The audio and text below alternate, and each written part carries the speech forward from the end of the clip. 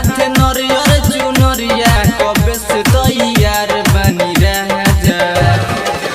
तो गंगा जल फूल फल गंगा जल फूल फल लेली साथ राजा। असो कइले जाई संगे नवरात राजा। गंगा जल फूल फल लेली साथ राजा।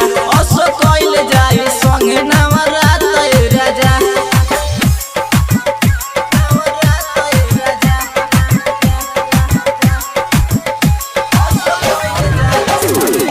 अमन अमन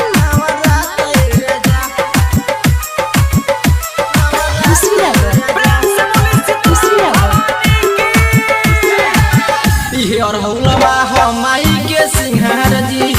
यही से पूजे माई पूरा संसार जी।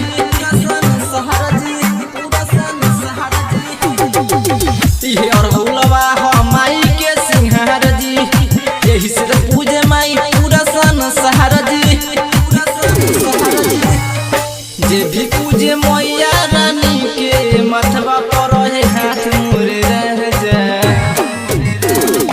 जे भी पूजे मैया रानी के मथवा पर है हाथ मोरे रह जा। तो गंगा जल फूल फल गंगा जल फूल फल लेली साथ राजा। असो कइले जाई संगे नवरात राजा। गंगा जल फूल फल लेली साथ राजा। असो कइले जाई संगे नवरात राजा।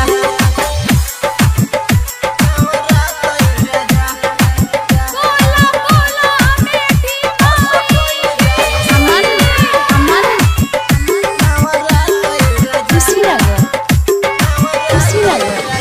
सात जुरा कलसा रखनी सात गो चुनहरिया। ओम प्रकाश प्रेमी पूजे माई के चरहनिया। सात जुरा कलसा रखनी सात गो चुनहरिया। ओम प्रकाश प्रेमी पूजे माई के चरहनिया। बादल सरोज मानी बतिया भूखल नवरात बानी रह जा। बादल सरोज मानी बतिया भूखल नवरात बानी रह जा।